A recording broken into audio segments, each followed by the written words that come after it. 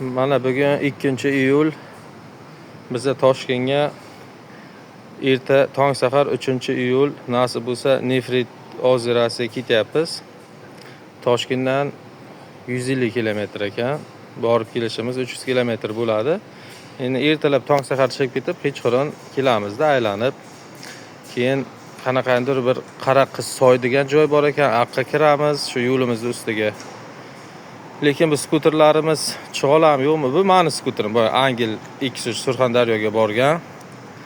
Keyin mana jo'ram ham qiziqib qoldi banaki. Cook Sport baykli bor edi. Jo'ram ham nomer oldi. Shu skuterlar bilan ketyapmiz. Qani chiqoladimi, chiqolmaydimi? Nefrit Kule Nivadan boshqa mashina chiqolmaydi deb anaqa qiladilar. Endi ko'ramiz, bular kuchi yetadimi, yetmaydimi? Yetmasa yetaylab, itarib anaqa qilib kelamiz. Keyin Arashan tog'lariga ham boramiz nasib bo'lsa. Shu kalta video qilib qo'yib turaman qo'ldan kelguncha. Shu hozir men bu yerga bir kecha gostinsiyaga yotamiz.